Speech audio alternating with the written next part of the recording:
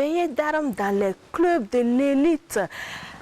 À 2 journées de la fin de l'opus 2020-2021, l'AS Sonabel rêve d'un premier titre. De même que l'AS Douanes, les deux formations se livrent une bataille rangée à distance. Film au sortir de cette 32e journée dans quelques heures. L'ASFA Yenenga s'est assuré, elle, le trophée de la Coupe du Faso et termine sa saison avec une place en campagne africaine, son 5e trophée, acquis grâce à un score minimum d'1-0 devant la SFP. Le film de la rencontre dans quelques instants. Le marché du transfert s'agite et c'est tant mieux pour les Burkinabés. De la Suisse en Ukraine, vous fait étirer les nouvelles avec Jean-Modeste Ouedraogo en fin d'émission. Pour nous accompagner, donc, nous avons réservé un plateau relevé et 100% africain. Notre premier invité est le grand patron du football burkinabé, grand économiste gestionnaire. Il a fait ses preuves dans de nombreuses entreprises ici et ailleurs. Il a également officié dans le milieu du football avec l'EFO avant de présider depuis le 22 août dernier aux destinées de la FPF grâce à son élection. Vous l'avez reconnu, nous recevons Lazare Bansi. Bienvenue sur ce plateau. Ça va, installez-vous. Lui, il incarne la bonne entente et les relations au top entre la Fédération burkinabé de football et la Fédération royale marocaine de football. Il a assisté à la finale de la Coupe du Faso. Présent sur ce plateau, Jamal Kouachi est le responsable des relations internationales. Bonsoir et bienvenue. Asseyez-vous. C'est la touche experte et rétro de cet intégral foot numéro 54. Certains le reconnaîtront malgré le temps. Ancien joueur de l'USFA, il nous vient du pays de la Teranga, mais burkinabé d'adoption. L'adjudant-major de bataillon parachutiste milieu de terrain de 1973 à 1975 à l'USFA, Simaka nous fait l'honneur en se joignant à nous.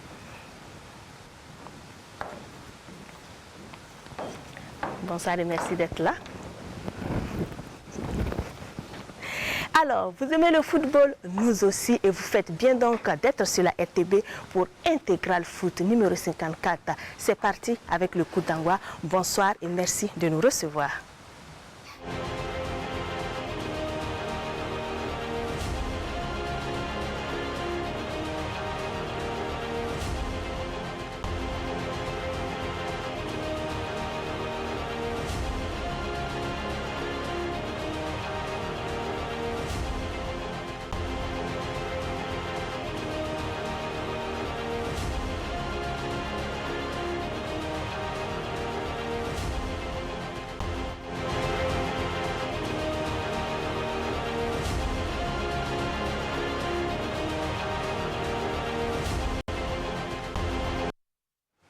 Bonsoir messieurs, bienvenue sur ce plateau.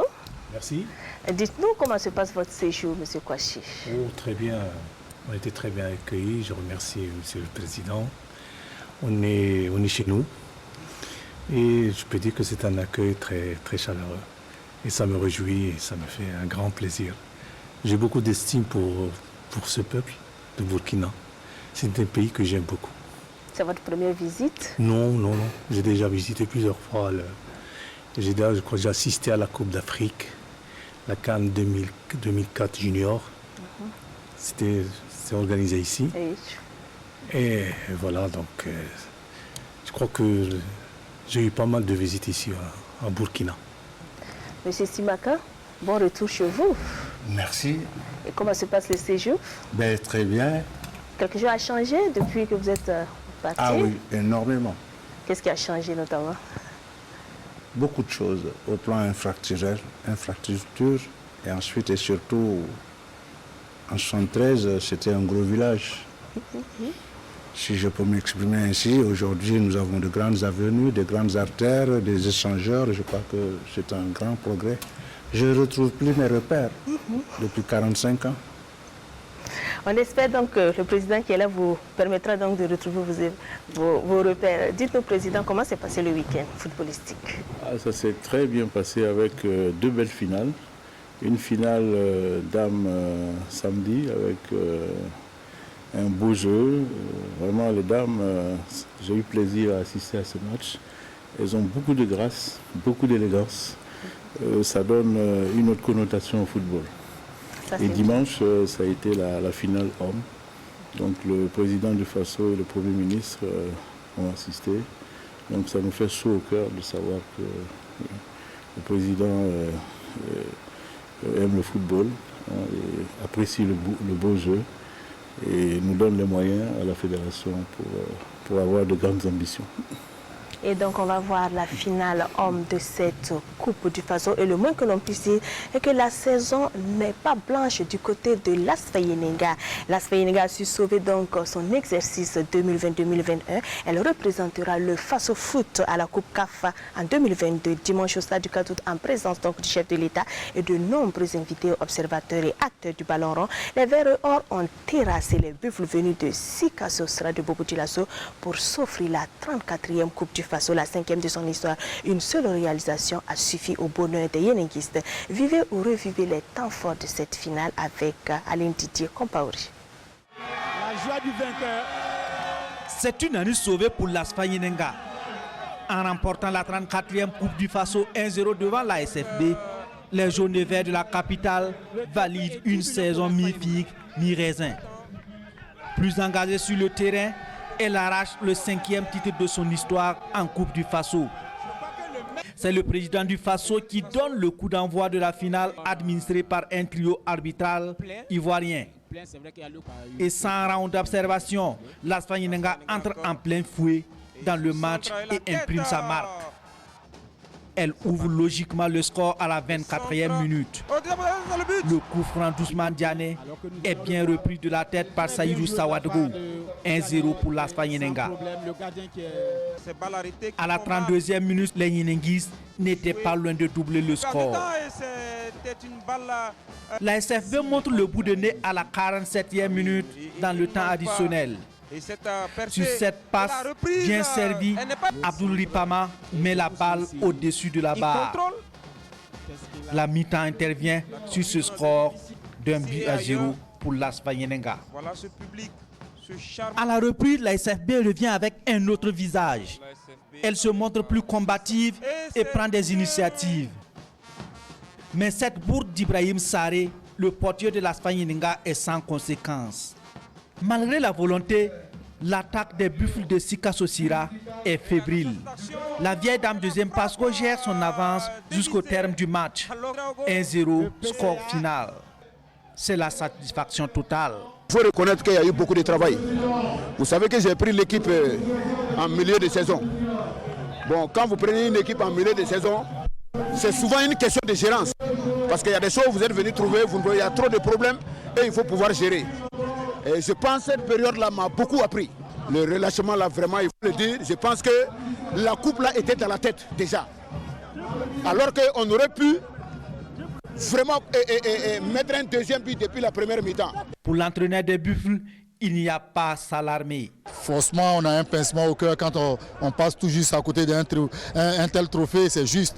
Mais dans le fond, il n'y a pas de découragement, au contraire, c'est que du bonus. Les garçons ont fait un travail formidable depuis mon arrivée, on est monté en puissance, on a fait de belles choses.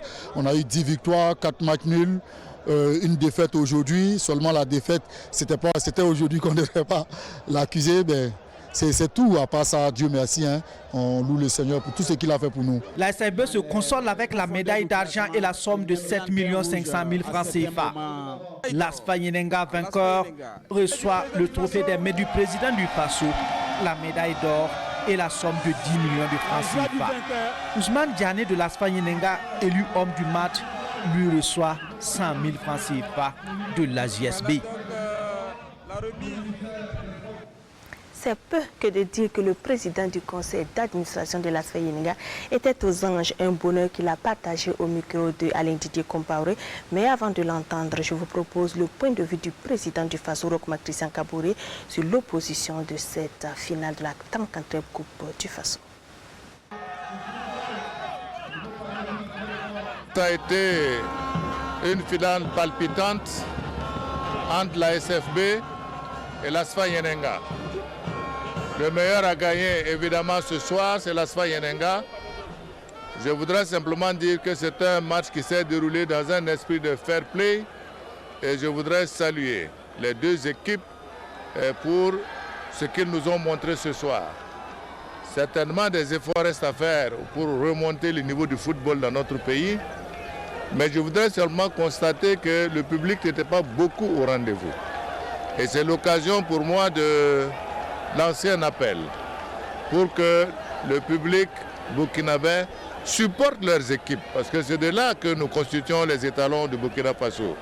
Donc cela est important et je voudrais en tout cas remercier tous ceux qui ont fait des déplacements de stade, féliciter les équipes pour le beau match qu'ils nous ont offert et souhaiter en tout cas que l'année prochaine, nous ayons une coupe beaucoup plus dynamique que ce que nous avons vu aujourd'hui. C'est un sentiment de satisfaction parce que l'ASFA Yenenga est en train de renaître de ses cendres et nous voulons rendre gloire à Dieu d'avoir pu constituer cette cohésion au sein de cette équipe et qui est une équipe gagnante qui est en train de se reconstruire.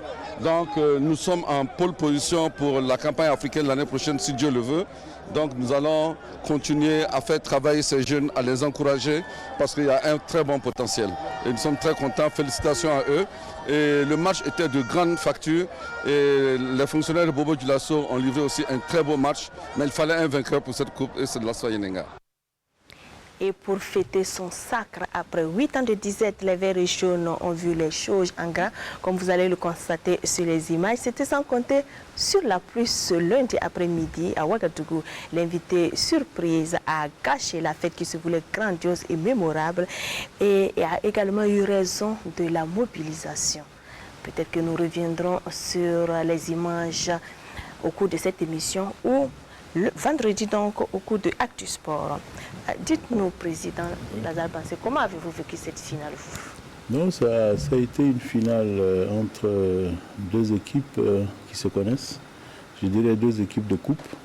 La SFB qui a joué plusieurs finales, plus d'une dizaine. L'ASFA Yenenga aussi qui a remporté plusieurs coupes. Mais bon, ce que j'ai pu constater, c'est que l'enjeu a tué un peu le jeu.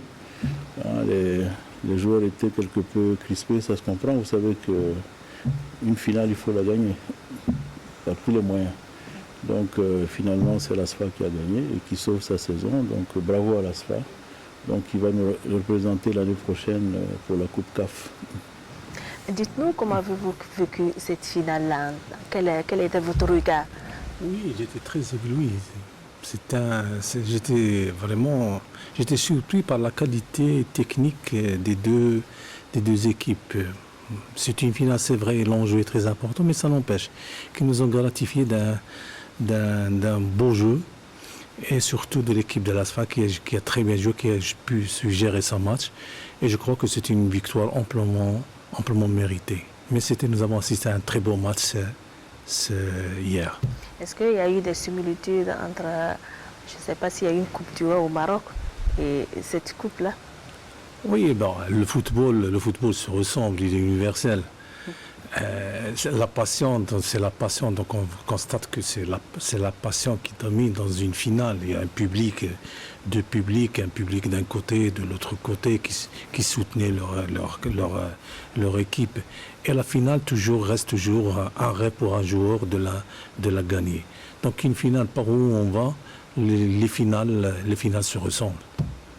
Simakan, dites-nous quelle différence avez-vous vécu avec celle que vous-même vous avez eu à vivre en tant que joueur? Différence, je ne pense pas. Le football, il est universel d'abord. Mais comme l'a dit si bien M. le Président de la Fédération, l'enjeu a tué le jeu. Et tout au début, les joueurs étaient très timorés. Mais ce qui m'a le plus impressionné quand je suis rentré dans ce stade, ça m'a ramené 45 ans en arrière. Et donc, ce n'était pas dans des conditions comme ça. Et je disais au commandant Boukari, si le gazon était naturel, le jeu serait encore plus beau parce que le ballon roulerait plus rapidement.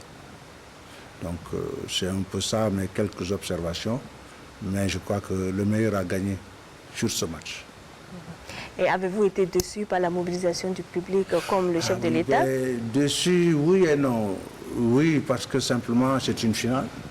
Et donc c'est une fête. Il fallait donc avoir le maximum de supporters. Non, parce qu'il y a le Covid aussi qui effectivement pose beaucoup de problèmes au niveau du sport, et au niveau du regroupement et des personnes au niveau des activités. Avant de venir à vous, donc, nous allons voir le sacre de Étincelle en Coupe du Faso Dames. Et c'était donc une finale inédite. Pascal Sawadgo et ses filles n'ont pas gardé le suspense longtemps. Étincelle a confirmé son statut de favori en malmenant Nas 4-0 samedi au stade municipal Issoufou Joseph Konombo. Retour sur les temps forts de cette 6e Coupe du Faso Dames avec Alex Zagri. Et 2 pour Pascal Sawadgo et Étincelle de Ouagadougou. Un sacre qui porte la griffe de sa virevoltante buteuse Adel Kabouré, auteur d'un match XXL. Un triplé et une passe décisive contre la National Athletic Sporting de Bobo Dioulasso Nas. Après avoir fait un beau match, je me sens très heureuse pour la victoire de ce soir, d'avoir permis à mon équipe de gagner la finale de ce soir. Adel Kabouré face à Youmou. Parti sur le côté gauche dès la 8e minute, Adel Kabouré trouve Félicité Kafando dans l'axe. Sans trembler, elle ouvre le score pour l'équipe de la capitale. La suite, c'est le récital de Adel avec sa technique de touche, sa vitesse, bref, son savoir-faire sur le rectangle vert. D'abord, la 16e minute et face à la gardienne de Nas, elle inscrit son premier but de la rencontre.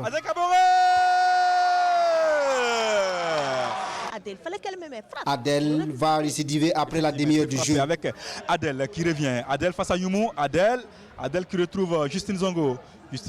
Elle porte le score à 3-0 pour Étincelle et enflamme le stade municipal. La pause intervient avec cet avantage pour le club de Tanguin. Au retour des vestiaires, Nas, dominé de la tête aux épaules, tente le sursaut d'orgueil. Ses actions sont sans succès. Étincelle déroule et fait courir les filles de Bobo Dioulasso. La starlette de la soirée clôt la partie avec son triplé. Servie dans le dos, elle prend de vitesse la défense de Nas. Le reste n'est qu'une formalité. 4-0, Étincelle remporte son 2e sacre de Coupe du Faso. Ce soir, on a eu peur parce que notre dernière rencontre avec cette équipe-là, elle avait fermé. Donc on a eu du mal à la gagner. Donc on a fait le scénario, si elle ferme, si elle ouvre, bon, elle a ouvert, on a profité d'avoir l'espace et puis marqué des buts. Adel, meilleure buteuse de la rencontre, remporte naturellement le prix AJSB du match. Elle emporte 100 000 francs CFA de la part de cette structure et 300 000 de la part de l'épouse du président de l'Assemblée nationale. En plus du trophée, Étincelle de Ouagadougou emporte 1 500 000 francs CFA et la médaille d'or. Nas se console avec la médaille d'argent et la somme de 1 million de francs CFA. Azo et l'histoire classés 3e et 4e reçoivent respectivement 750 000 et 500 000 francs CFA. Lazare Bansé, ici au moins l'enjeu n'a pas tué le jeu.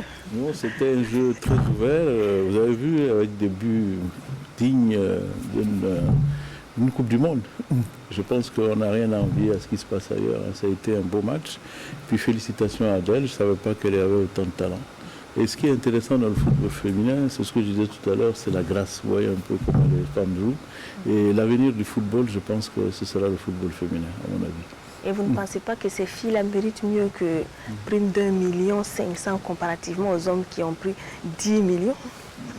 Non, je vous parlais tout à l'heure du développement du football féminin pour l'avenir. Je crois qu'on va regarder ça de près. Vous savez que c'est maintenant que les compétitions féminines commencent à se faire connaître et à être médiatisées. Vous-même à la télé, je ne suis pas sûr que vous couvriez comme il faut les compétitions féminines. Vous êtes plutôt du côté des hommes. Donc on a égalité sur ce plan. Bien, mais le programme est un peu difficile. On a égalité sur ce plan-là. C'est dimanche à 7h. Ça veut dire qu'on a tous des efforts à faire pour développer le football, et à la fédération, en tout cas, ça fait partie de notre programme. Nous allons beaucoup investir dans le football féminin, et pour cela, vous savez, la CAF et la FIFA nous poussent à le faire. Il y a un important programme d'investissement pour le football féminin. Je pense qu'on va le faire. En tout cas, on va avoir un regard très particulier sur ce football-là, parce que c'est l'avenir du football, je pense. Et les femmes, aujourd'hui, il faut les encourager à jouer. Nous allons le faire. Nous avons discuté ce matin même, j'ai rencontré 5-6 présidents de clubs féminins sur divers sujets. parce qu'effectivement, il y a des sujets, il y a des problèmes à résoudre, à traiter, et nous allons le faire. Et dites-nous, est-ce qu'au Maroc, le football féminin est aussi développé? Oui, il est en train de se développer parce que nous avons ouvert un grand chantier. Le football féminin, maintenant on a restauré à partir de cette année un football professionnel pour le football féminin. Et nos efforts sont axés dans ce sens, c'est le développement du football féminin, donner plus d'importance, même donner plus de moyens, doter des moyens aux clubs pour que, bien sûr, pour les encourager à aller plus loin. Parce que, comme il a dit M. le Président, l'avenir, je crois que l'avenir, c'est le football féminin. Monsieur Simaka, dans les années 70, on ne parlait pas beaucoup trop de football féminin. Hein? Au Sénégal, si. Effectivement, de ces années-là, il y avait le foot féminin. Il y avait une équipe qui prédominait, c'était l'équipe municipale de la ville de Dakar. Mais en 1966, déjà, il y avait le foot féminin. Ce qui a un peu plombé malheureusement le foot féminin au Sénégal, c'est que il y a eu beaucoup de vieilles filles qui diminuaient tout le temps leur âge, hein, et qui augmentaient 10 ans de TVA, et ça posait un problème au niveau du football. Et maintenant, en tout cas, nous avons réussi à mettre deux catégories, les seniors et les juniors. Et donc, depuis la petite catégorie, on arrive à mieux gérer l'âge, la science aidant, pour effectivement éviter cet aspect assez négatif du foot. Mais entre parenthèses, j'ai beaucoup aimé votre boutade tout à l'heure avec Monsieur le Président. Mais le football, ce n'est plus du social, c'est du business. C'est du business, madame. Et donc, si le foot, comme l'a démontré celle qui a marqué les 4 buts, monte à un certain niveau, mais les scoops viendront beaucoup plus souvent sur le foot féminin. Nous allons donc poursuivre en ouvrant la page Face au foot.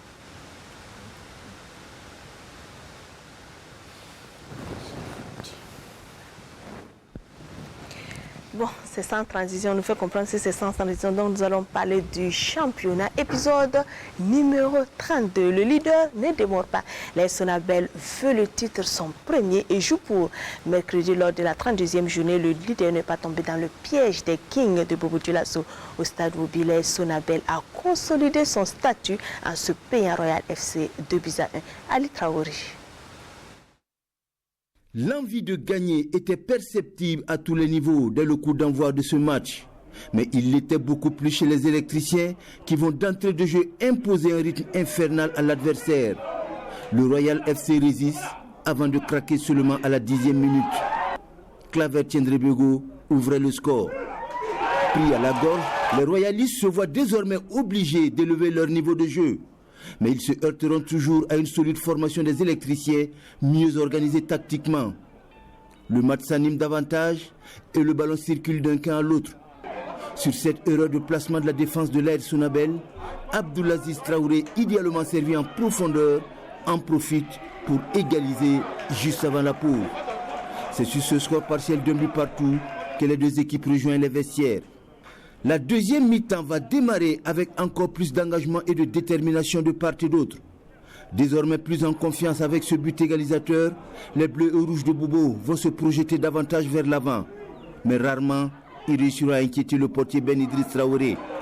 C'est plutôt les électriciens qui vont se créer les meilleures occasions de but au cours de cette deuxième mi-temps sans réussir à les concrétiser. Mais sur ce centre de Stéphane Bandé à la 65e minute, Mohamed Lamine Ouattara, idéalement placé au premier poteau, reprend victorieusement le ballon de la tête. 2-1. Les choses vont même se compliquer pour les protégés du président Karim Traoré avec l'expulsion d'Abraham Koné à la 70e minute. Obligé de jouer à 10, le Royal FC ne s'avouait toujours pas vaincu. Mais ses efforts resteront vains jusqu'au coup de sifflet final. Quand on a eu 40 points déjà, ils pensaient que tout était fini. Mais il fallait voir aujourd'hui. Et l'équipe qui en voulait vraiment a pris le dessus. Nous savions que nous avions un gros morceau, en plus c'est un match en déplacement. Et heureusement, mes jeunes n'ont pas tremblé. Ils ont appliqué le plan de jeu comme il faut, on a su marquer et on n'a pas su malheureusement conserver ce but-là. Et ils ont su égaliser et parfait. Après, nous avons en deuxième période apporté du 109 et continué à presser. Et puis, on a marqué ce but qui arrive à nous libérer et puis de pouvoir engranger ces 3 points précieux dans la course. Le bras de fer entre le Royal FC et l'AS Sonabel a finalement tourné à l'avantage des électriciens. Une équipe de l'AS Sonabel qui a surtout fait preuve de réalisme durant la partie. Merci à Jonas Apollinaire Kaboré qui nous a proposé ce reportage. Nous retrouvons à présent Ali Traoré du côté de Banfora où l'AS Douane n'abdique pas et entend donner du fil à retordre aux leaders en déplacement. Donc à Banfora, les douaniers ont écœuré Vitesse FC en s'imposant 2-1 pour coller aux leaders avec la place de Dauphin. Mamadou Zongo di Bebeto a encore fait son numéro ce soir au stade municipal de Banfora. L'ex-international burkinabé a tenté d'agresser l'arbitre central n'eût été l'intervention des forces de défense et de sécurité. Il justifie son geste par la mauvaise appréciation selon lui du juge central par 2 actions de jeu. Malgré cet incident de fin de match, ce sont les Gabelous qui jettent leur force en premier dans la bataille. À la 16e minute, Assami Sansanda, servi en profondeur, arrive à tromper Diakaria Sanon pour inscrire le premier but de la partie. Le numéro 10 de l'AS Douane a failli même doubler la mise à la 25e, n'eût été la vigilance du portier de Vitesse. Passé l'orage, les garçons de Bebeto vont se ressaisir et contre-attaquer. À la 44e minute, Aziz Kadeba avec ses têtes piquées remet les pendules à l'heure. Au retour des vestiaires, les visiteurs vont de nouveau asseoir leur domination. Mené à Sami Sansanda à la 50e, encore moins Ismaël Ouedraogo à la 53e, n'arriveront à trouver la faille. Les Gabelous décident alors de rentrer balle au pied dans la surface pour essayer de scorer. Une tactique qui va payer car à la 72e minute, Ismaël Ouedraogo est fauché dans la zone interdite.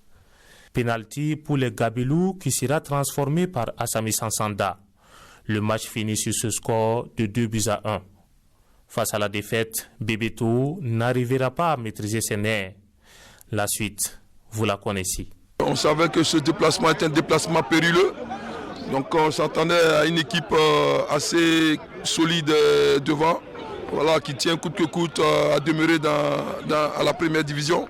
Donc on savait la tâche vraiment difficile. Mais bon, on s'est préparé en conséquence. Pour nous, effectivement, il s'agissait de revenir de Banfora avec les 3 points. Je pense que mission accomplie. Avec cette victoire, l'AS Douane, à 2 journées de la fin, se positionne comme un des meilleurs candidats pour remporter le titre. Au stade municipal Issoufou Joseph Konombo, l'USFA laisse des plumes dans la course au titre. Les militaires ont été ralentis par les léopards de Saint-Camille. Le Dauphin a piétiné et s'est fait accrocher un but partout par l'avant-dernier sur les images de Amadou Ilboudo. Voici le compte rendu. Des tensions qui traduisent la frustration des 2 clubs au sortir de cette 32e journée. L'USFA et les léopards de Saint-Camille réalisent la mauvaise opération en se neutralisant un but partout. Si l'USFA compromet ses chances dans la course au titre, les félins eux voient le maintien s'éloigner. Dans cette opposition des extrêmes entre le Dauphin et l'avant-dernier, chacun a eu sa période de grâce. La première est au bénéfice des Camiliens. Saban Kaboré concrétise leur domination dès la 28e minute. Les léopards conservent leur acquis jusqu'à la mi-temps. La deuxième est plus au profit des bérets rouges. Yves Junior Koutiama égalise à la 51e minute. Un but partout, le match se relance. L'USFA dans une meilleure vivacité balbutie hélas son football.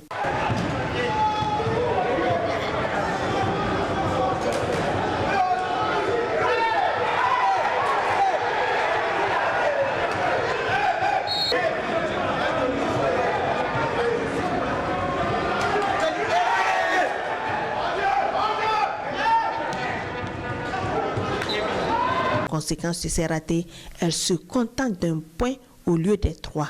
Nous avons joué en tout cas notre registre de jeu.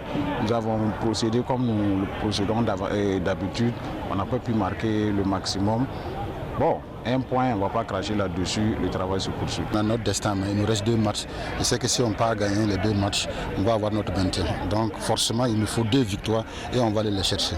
Même si les 2 formations n'ont plus leur destin en main, elles espèrent garder leur chance la 33e journée, l'USFA lors de la réception de Vitesse FC et Léopard devant l'AS Police. Mais ça, c'est un autre combat en perspective.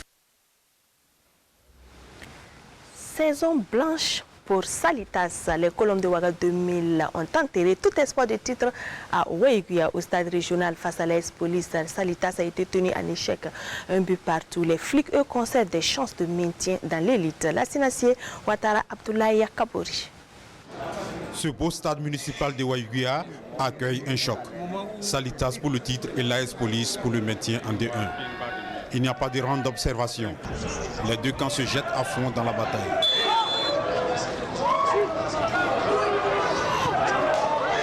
Aboubakar Sidiki Traoré teste Daniel Sayon qui sort le grand jeu. L'AS Police aura son occasion, mais Amadoun Traoré ne réussit pas. Les Colombes accélèrent et ouvrent le score à la 36e minute par Olivier Boissy. Roméo Boni, lui, passe à côté de l'égalisation à la 42e minute. C'est la mi-temps. Salitas 1, AS Police 0. Les 2 équipes reviennent sur la pelouse avec plus de détermination. L'AS Police se bat pour la parité et Salitas pour la préservation de l'acquis. À force de presser, les violets et blancs vont égaliser à la 74e minute par Amadoun Traoré. Plus rien ne sera marqué au terme de la rencontre. Salitas 1, AS Police 1, c'est le score final. J'ai senti un coup de fatigue au niveau des joueurs, parce qu'avec le rythme des matchs qu'ils ont eu à faire, donc si vous avez suivi, donc il y a un moment où carrément je dirais que mon milieu était cramé, donc ce qui était notre force pour amener les ballons, enchaîner rapidement vers l'avant pour pouvoir trouver des opportunités. Donc voilà, donc maintenant on a un problème qui est su par tout le monde, c'est notre problème défensif qu'on avait essayé de résoudre en essayant de mettre l'accent sur la défense collective. Donc alors, il se trouve aussi qu'à ce niveau, il y a eu des erreurs d'appréciation. En deuxième mi-temps, je leur ai dit, si on perd ce match, c'est fini. Hein. Adieu la première division. Ils m'ont promis de revenir et ils sont revenus. On espérait avoir les 3 points, on n'a pas eu, on a eu 1 point. Vraiment, c'est un bon point à prendre parce que quand on regarde, tous nos concurrents directs ont calé aussi. Donc on va se concentrer encore pour le match qui va suivre parce que vraiment, cette année, le championnat, Malin qui saura dire qui va descendre, qui sera champion parce que c'est vraiment beaucoup engagé. Ce match de la 32e journée du Faso Foot a connu de l'engouement. Une partie qui a été bien maîtrisée par le trio arbitral dirigé par Aboubakar Ouattara. Au même moment, sur le terrain de l'USFA, le RCK et l'USO jouaient le maintien. Faucons et Unionistes n'ont pas pu se départager. Le RCK et l'USO se séparent 2-2, 1 but partout. Moussa Ouedraogo, Alain Didier, Compaori. Match décisif entre 2 équipes à avenir incertain. L'opposition entre le RCK et l'USO est celle à ne pas perdre pour chacune des 2 équipes. À défaut de la victoire, il ne faut surtout pas perdre. Conséquence, chacune reste sur sa garde. Mais à la 30e minute, les lignes vont bouger. Sur cette action, Faisal Ouedraogo donne l'avantage au Faucon. 1-0. L'USO sort alors de sa réserve et égalise à 4 minutes de la mi-temps par Abdul Aziz Ilboudo. 1 but partout, c'est le score partiel à la mi-temps. Les acteurs sont très engagés et le jeu se durcit à la reprise. Le capitaine de l'USO, Aziz Dabré, par 2 fois ne parvient pas à tromper le portier Papayoure Sawadego. Dans l'ultime partie de la rencontre, l'USO manque de baraka sur cette action nette de but. 1-1, c'est le résultat final. Pour moi, c'est toujours un bon point à prendre. C'est mieux que de perdre. Comme il y a les 2 matchs qui suivent, je crois qu'il va falloir maintenant que nous travaillions à ne pas, en tout cas, laisser des points lors des 2 matchs. Voilà. Sinon, pour moi, le match nul, c'est vrai que on aurait voulu gagner, mais bon, c'est le jeu du football, c'est comme ça. Donc, le nul, là, on le prend, c'est bien. En attendant les résultats des autres aussi pour voir. Je voulais cette victoire pour me rassurer pour le maintien. Mais qu'à cela ne tienne, le match nul est bon à prendre. Il ne faut pas se flatter. Nous avons eu un point, ça nous rapproche encore davantage du maintien. Et pour les 2 matchs qui restent, nous n'en allons pas faire dans la dentelle.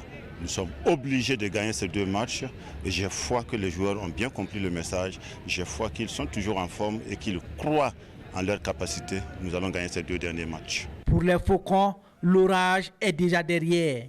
Moi, je suis venu pour 2 mois, pour juste les 7 matchs qui restaient, pour maintenir l'équipe.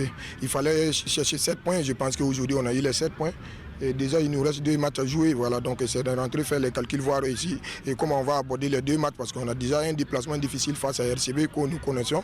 Et maintenant, on doit terminer avec ASEC et Ouaga ici. Je pense déjà aussi que l'objectif est atteint. À 2 journées du verdict, les sillons sont toujours incolores pour les Aigles de l'Arlé. Toutefois, le jeu reste toujours ouvert. Impérial à domicile, le Majestic Sporting Club reçoit pour cette 32e journée le prix de la combativité. Menés 2-0, les académiciens ont su réagir mieux. Ils ont renversé la SEC de Koudgou en triomphant au finish. 3-2, un match qui a connu des soubresauts. Témoignage Alex Zagré.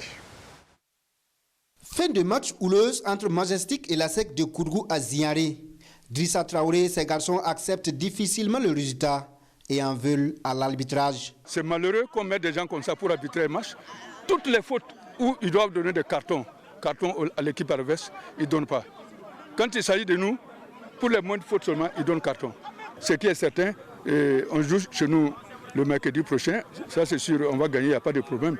Et d'ailleurs, le début est idéal pour la SEC qui concrétise sa domination par ce but de Moussa Traoré à la 20e minute. Les commerçants de Koudgou ne lâchent rien et continuent de presser. La première période s'achève sur ce score partiel d'1-0 pour l'équipe de Koudgou. En seconde période, Majestic hausse le niveau de jeu, mais va se faire surprendre par cette frappe de Salif Convolbo à la 49e minute. ASEC 2, Majestic 0. Les commerçants de Koudgou pensent avoir plié le match. À la 54e minute, sur ce coup franc, Issaka Sanfo profite d'une déviation de la défense et réduit le score. 10 minutes après, c'est Yaya Sanou qui rétablit la parité entre les 2 équipes. Majestic 2, ASEC 2. Les esprits se chauffent côté commerçant de Koudgou. Et pragmatisme encore avec Majestic, Yul Walter donne l'avantage aux siens à la 75e minute. La SEC crie au scandale et le jeu est interrompu. Après quelques minutes de chauffourée, le jeu reprend son cours normal. La SEC se procure une dernière occasion, mais Oumarou Yougbaré ne cadre pas sa tête. Score final 3-2 pour Majestic Sporting Club. Ça fait pratiquement 2 matchs, 3 matchs qu'on courait derrière ces 3 points-là pour pouvoir assurer définitivement le maintien. Dans le match de ce soir-là, c'était un match déterminant. Et toute l'équipe s'est mobilisée autour de ce match-là pour pouvoir prendre la victoire et prendre les 3 points pour assurer définitivement le maintien. Si le maintien est alors assuré pour Majestic, à 2 journées de la fin, la SEC de Koudgou reste à 4 longueurs du premier relégable et n'a besoin qu'un point pour sauver sa peau. Mais elle a fort à faire mercredi à domicile contre le leader, l'AS Sonabel. Lazare Bansé, avant donc le sprint final, vous avez eu à rencontrer les présidents de club de D1 sans les acteurs. Mais on voit que sur le terrain, votre message n'est pas passé. Non, je pense qu'il faut analyser sur l'ensemble des matchs qui ont eu lieu. On parlait certainement du cas de vitesse. Mais si nous n'avions pas fait cette réunion, je pense que ça aurait été plus difficile. Donc nous avons fait cette réunion parce qu'il restait 3 journées avec les acteurs. Nous avons regardé toutes les zones les zones de risque et nous avons traité les différents problèmes. Et c'est pour ça que vous avez quand même la majorité des matchs qui se jouent de façon apaisée, je pense. Je crois que c'est des cas isolés que peut-être vous signalez. Mais dans l'ensemble, je pense que les matchs se sont joués dans la sérénité. Mais il faut savoir que les enjeux sont importants.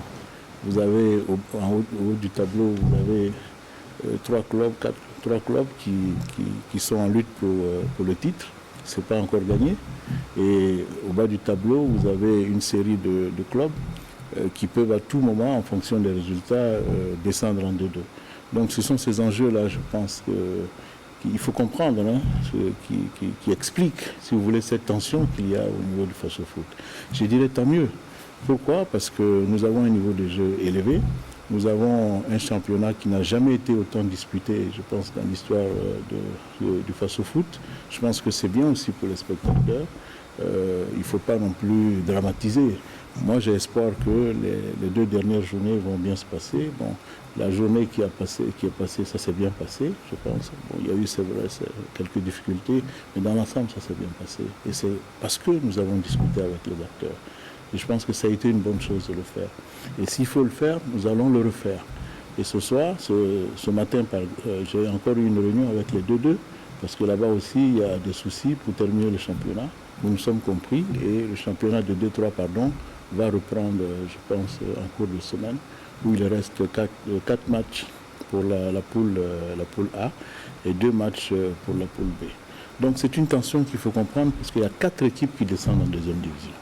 Donc je profite de votre micro pour lancer un appel à tous les acteurs de notre football, notamment les clubs de D1 qui sont toujours en compétition, les clubs de D3 également qui sont en compétition, pour que nous ayons une fin de championnat très heureuse, pour avoir un champion vraiment légitime.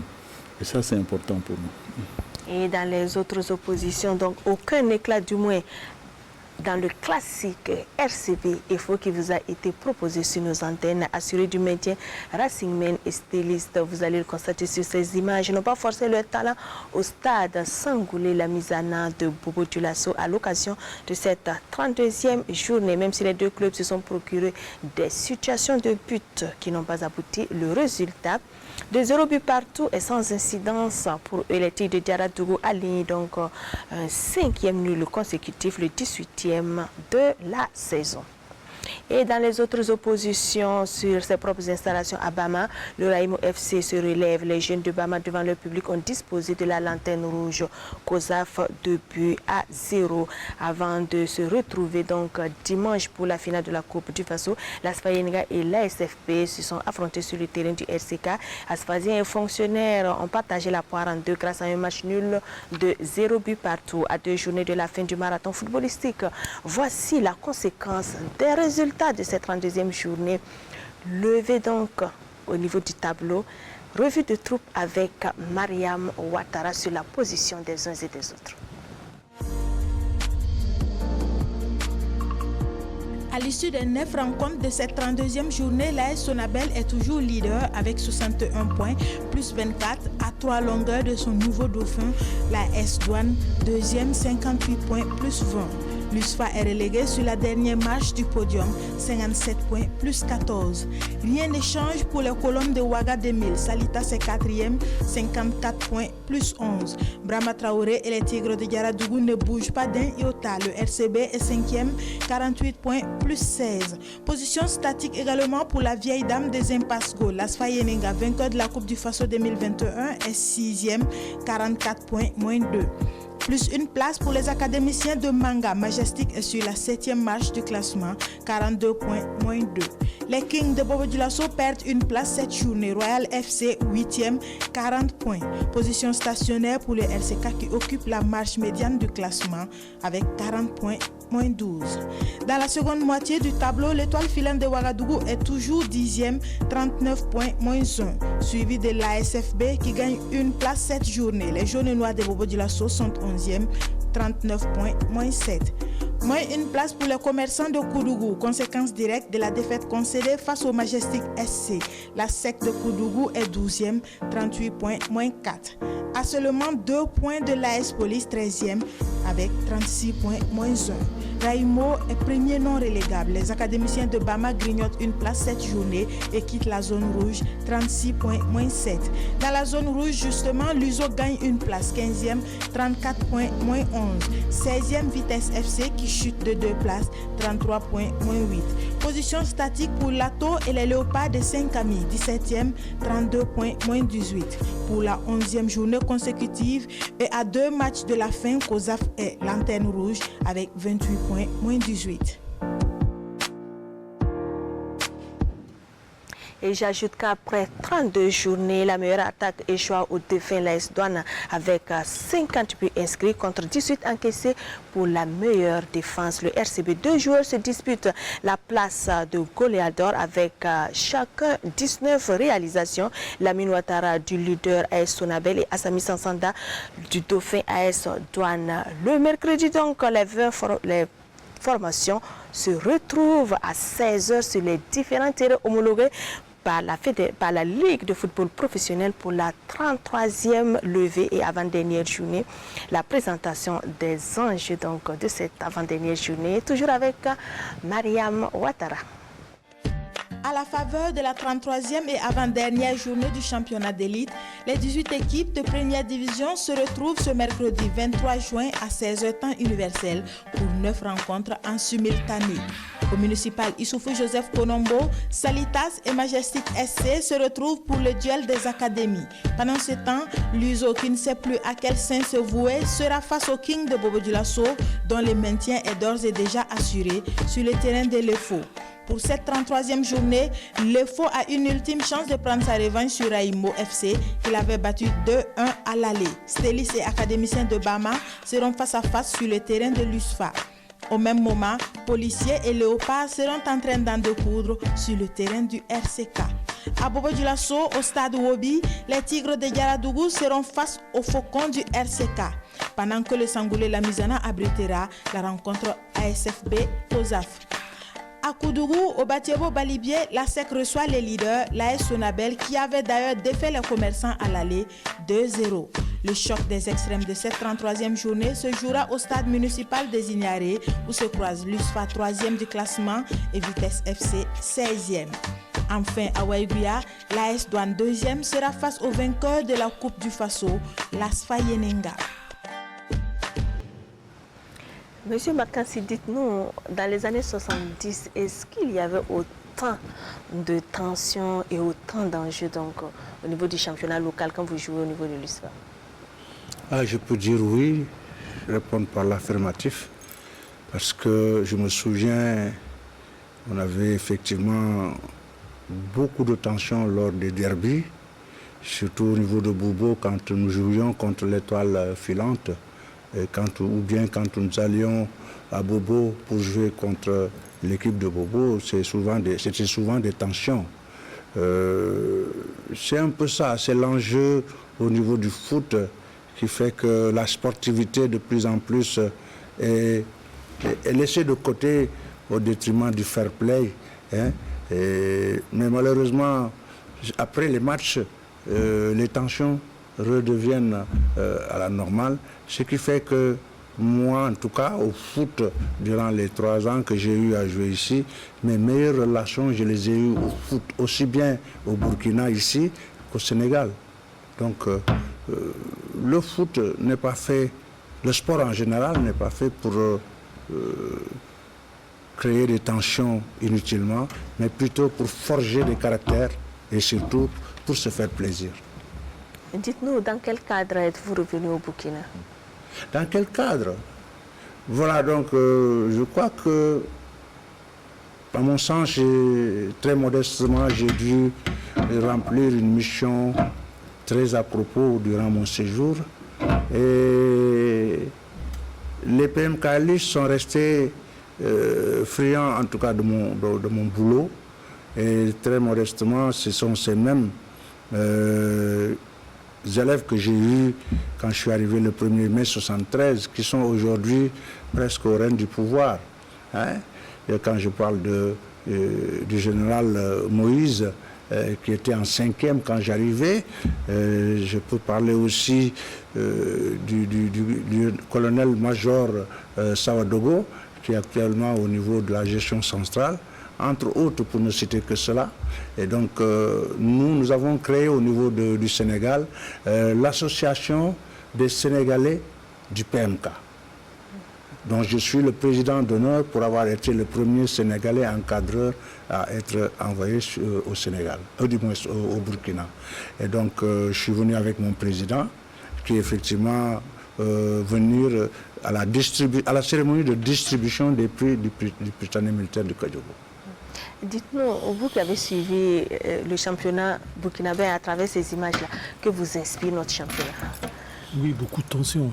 Beaucoup de tension, c'est tout à fait normal parce que je crois que tout le monde passe par une année exceptionnelle à cause de Covid. Donc d'abord faire descendre 4 équipes, c'est pas facile. C'est normal, tous les matchs sont considérés comme des matchs barrages. Et puis il y a au haut du tableau, il y a encore 3 équipes qui jouent pour le titre. Mais ça fait du bien, c'est ça le foot, c'est ça le foot. C'est-à-dire s'il n'y a pas de tension, il n'y a plus de charme. Le charme du football, c'est cette tension qu'on vit, c'est ça.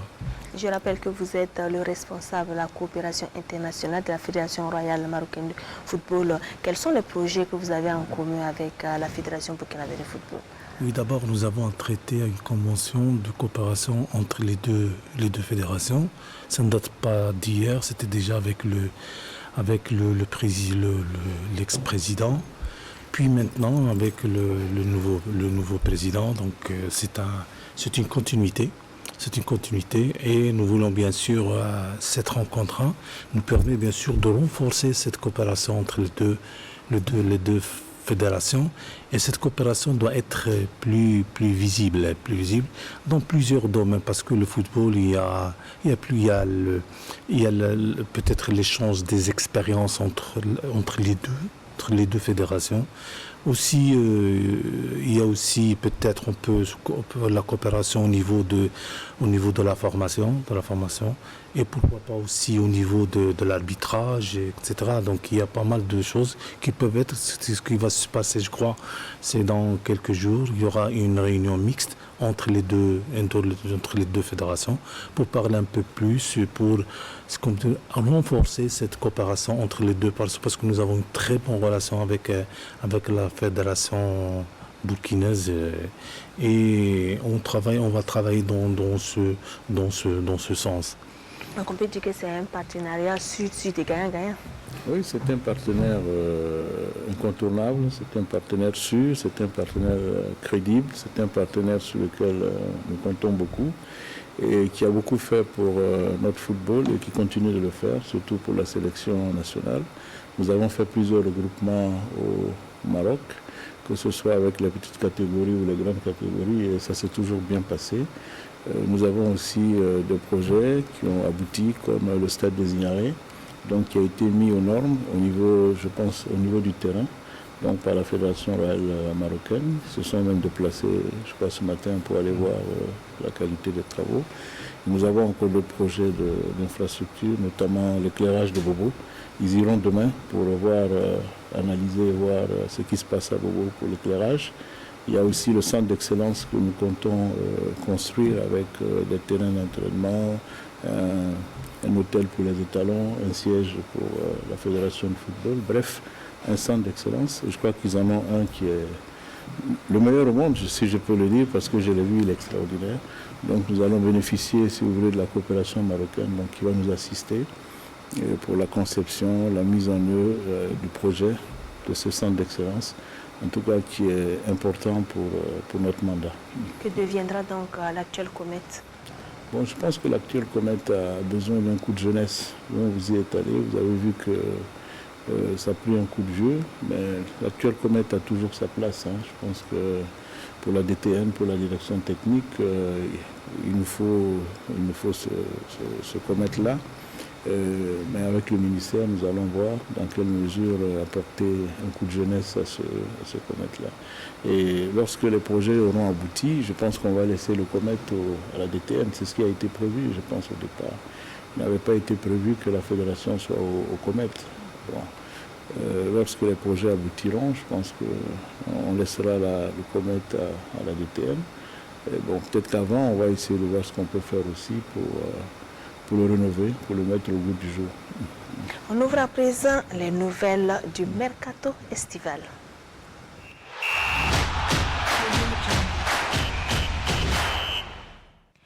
Le marché de transfert de l'été 2021 est ouvert depuis ce mois de juin pour de nombreux pays. Le moins que l'on puisse dire est que ça bouge pour de nombreux Burkinabés. Si Franck Lassina Traoré échoue au Shakhtar Donetsk pour 5 saisons, le jeune Yacouba Nasser Djiga de Vitesse FC se retrouve au FC Bâle en Suisse. Le point complet avec le monsieur pro Jean-Modeste Ouedraogo.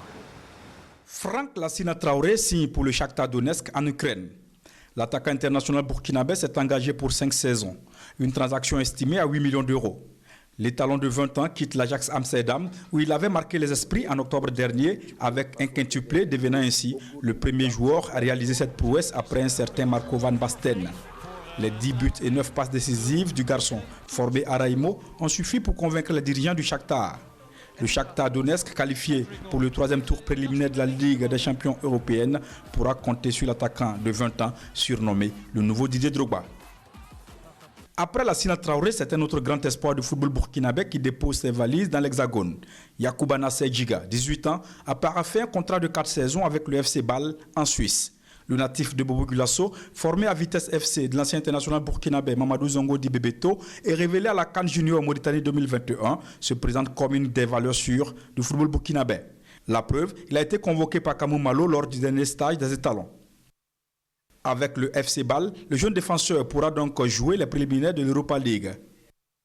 Un autre joueur du Faso Footer va rejoindre donc la Ligue 2 française, Stéphane Olivier Boissy. Jeune attaquant sénégalais de 22 ans, évoluant à Salitas FC, signe à Grenoble pour 2 saisons. Olivier Boissy, arrivé en août dernier chez les Colombes en provenance du Ghana, a inscrit 21 buts toutes compétitions confondues, soit 16 en championnat et 5 en Coupe CAF. Salitas FC réalise une bonne affaire en attendant d'autres transferts dans les tout prochains jours. Selon une source proche du club, des joueurs comme Sami Yen, Geoffroy Bazienino, Herman Nikema sont sur la liste des départs. Et une information qui concerne le capitaine des étalons Charles Caboret. 33 ans, le capitaine des étalons souhaite revenir en Ligue 1 française selon son agent Christophe Hutto. Après avoir passé près de 10 ans en Russie, Charles Caboret a toujours de la cote en France, lui qui a passé 7 ans à Marseille. Marseille justement souhaite obtenir le prêt de l'international burkinabé Issa Caboret. Le latéral droit prêté par Manchester City à Malines en Belgique plaide du côté de la Canébière. Seulement, un autre prétendant semble être en avance.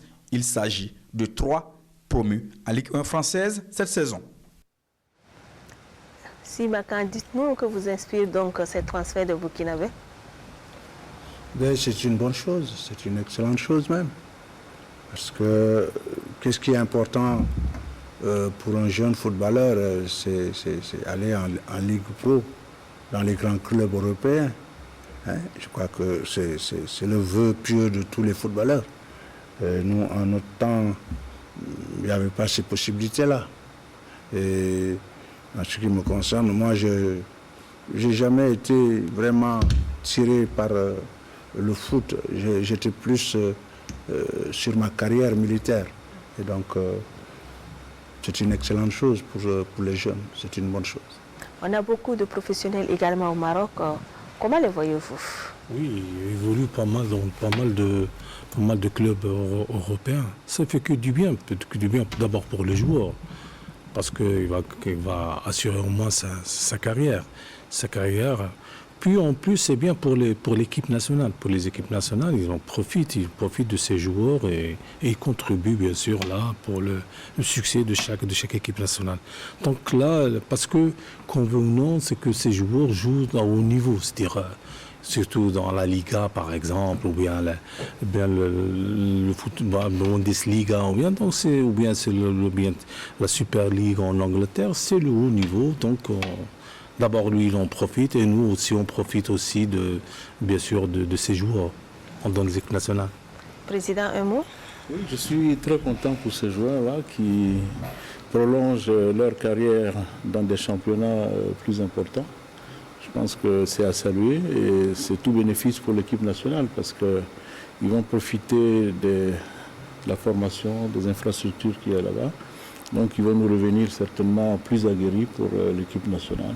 Et c'est la preuve, il faut le dire aussi, que notre championnat aujourd'hui a atteint un niveau important parce qu'il n'est pas donné à tous les championnats de placer autant de joueurs dans les championnats européens. Je Je pense que c'est le lieu pour moi ici, si vous voulez, de saluer le travail fait par tous ces dirigeants de club qui investissent dans le football et qui ont la passion du football et qui gèrent leur club, je sais, avec peu de moyens, avec beaucoup de difficultés, mais qui arrivent à des résultats. Je pense que c'est une très bonne chose pour notre football. Merci beaucoup. Donc, avant de prendre congé de vous, sachez que trois représentants des sports burkinabés aux prochains Jeux Olympiques Tokyo 2021 se sont bien comportés ce week-end. À Madrid, en Espagne, l'athlète Hugues Fabrizango réalise une performance de 17,83 m et sort vainqueur du meeting. Mathias Minkwala a remporté le 100 m et au meeting de Choszów en Pologne avec un chrono de 12,86 et puis enfin sur le boulevard Charles de Gaulle après une distance de 158,500 mètres, Paul 158 km 500. Paul Domo donc s'adjuge le titre du championnat en cyclisme en 3h56 minutes 16 secondes. Toutes nos félicitations aux heureux lauréats. Merci de votre attention, votre fidélité. Excellente semaine sur la RTV Télé.